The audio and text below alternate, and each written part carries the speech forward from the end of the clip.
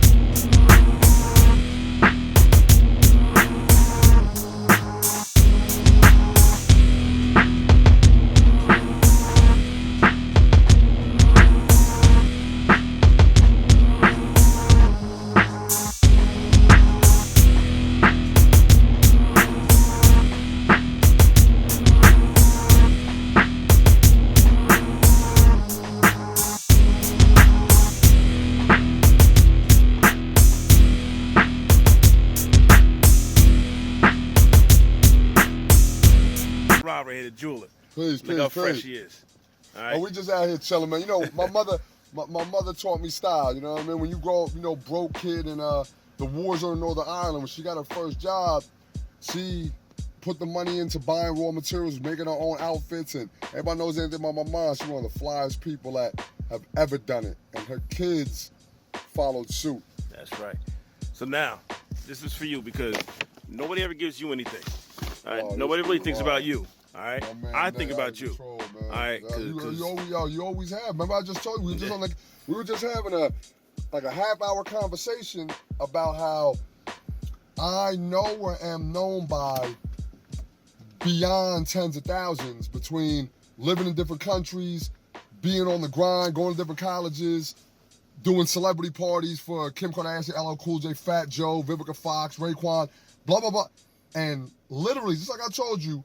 Besides my mom, my brother, my stepfather, rest in peace, my daughter's mom, on this planet, there's only been you, Pat Hendrickson, my man Chris Meyer, and a handful of other people. We talking about 10 people out of over 1 million people that I either know or know me that have ever held me down when I wasn't on top.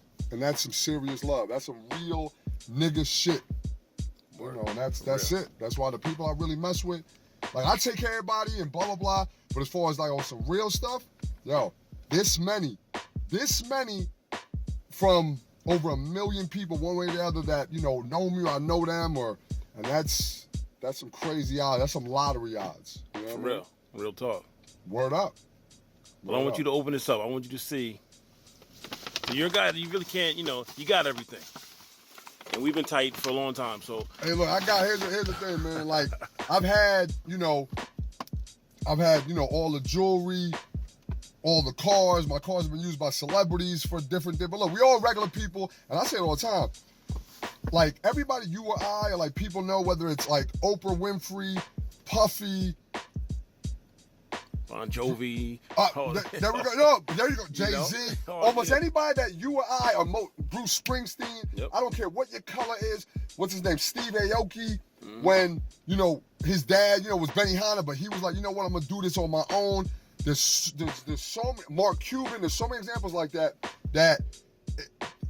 we succeeded because everybody said we couldn't do it. You tell me I can't do something, I'm going to the lab and I'm working on it relentlessly. Remember I told you, like, to become a master of something, it takes thousands of hours, so it literally takes like 15 to 20 years to become a master of something.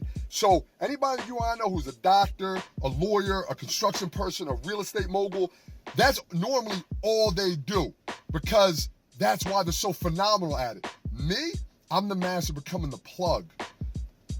I bring the money to stupid rich people.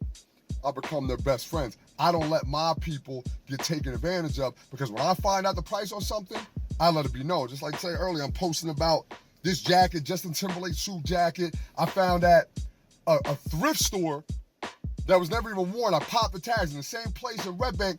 I found a Versace jacket before with the bottom never even cut. Anyway, I put people on. Most people that come up on something, they hide the connect. That's rule number one, the drug game, right? Yep. You never give up the connect. Me, I'm the plug. And I give up my people. I always put my people up, because the bottom line is, look, everybody has free will, and you can do what you want. You do me dirty one time, of course I can smack you. Of course I can do blah, blah, blah. I'm strong, I'm big. Oh, no.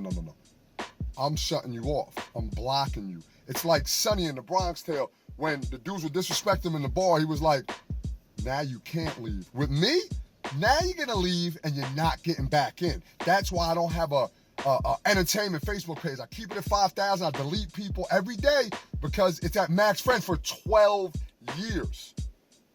It's about the cream of the crop. It's about real people who aren't greedy, nasty, jealous, like, unfortunately, most people we know are. Most people are out for self one way or the other, and it's just an ugly thing. And because we live in the belly of the beast with it, the New York metro area, every time I'm out of state, Nate, the first thing out of people's mouth, where you from, New York? Because they can just tell from our talk, from our swag, by how we move. And I'm like, nah, I'm from Jersey. But it's a love thing, because I love being from around here, blah, blah, blah. But what I never forget is being a little kid in the late 80s and seeing this commercial. And I bring this up all the time, because people always talk about the New York, the Jersey swag, the making money, blah, blah. I'm like, yo, if you can make it in New York, you can make it anywhere. And the reason being, what that commercial showed in the late 80s is that there was people on the street, and I believe a woman accidentally bumped a man, or vice versa. It was like rush hour, like 9 in the morning, everybody's going to work. And the person who bumped into somebody said, excuse me. And you know what it said on the screen, Nate? What's that? This is how you know you're in New York, when everybody on the street stops and looks at you for having manners. It's a horrible thing. That's why I love so much when I go down south, out west, Midwest on business, or, I was born in Ireland and blah, blah, blah. Even going up to New Hampshire when I went to college, it was culture shock.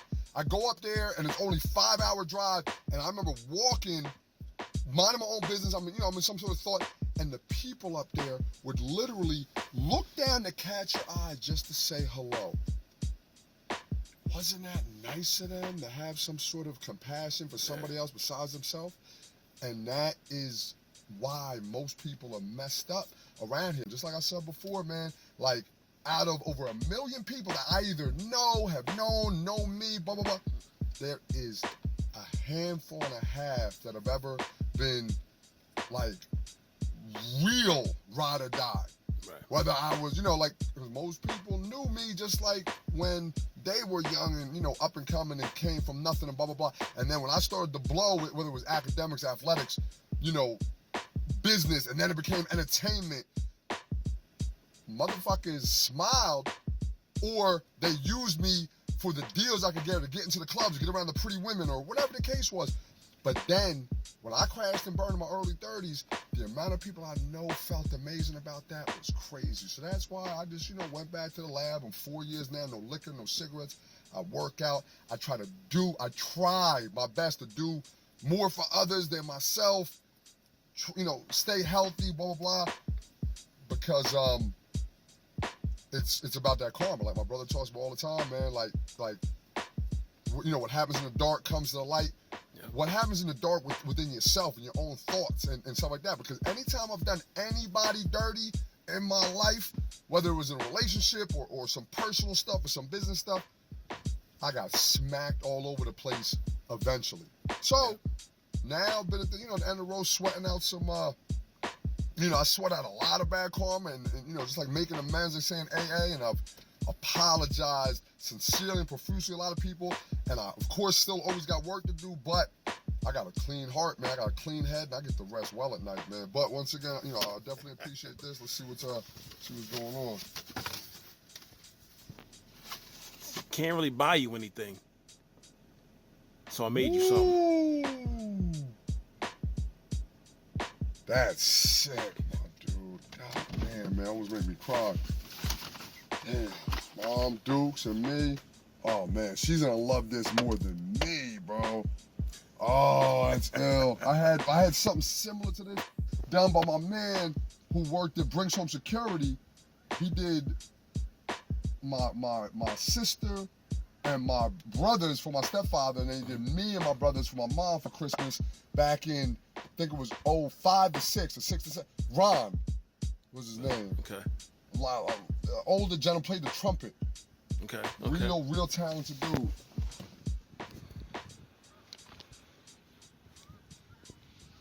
Damn, bro. This is sick. Yo. Appreciate the love, man. I love you, bro. Sick, bro. Thank you, bro. That is unbelievable, man. Unbelievable. Nate Speed. Unbelievable. Oh, my mom gonna go nuts, bro. That's gorgeous. That's gorgeous. Damn. Got that eye of the tiger. Woo! That's sick, bro. Oh, man. Once again, that's amazing, bro. Really, really, really appreciate that, big. That's crazy. And I know Rob like a lot of people don't know Rob, so yeah, that's man. Nuts, bro. Appreciate it. Oh man, my mom gonna go berserk over this, man. I always want to save it for Chris, but I'm not going to just because it's so ill.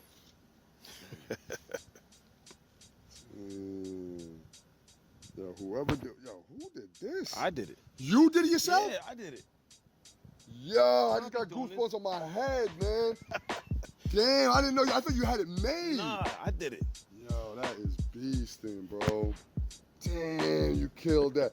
And you got my mole and everything. Mole, man, my daughter gonna love the mole, and so my brother's kids. Damn, bro. That's crazy. Unbelievable. Unbelievable, man. Appreciate it, bro. That's some love right there. You BR, man.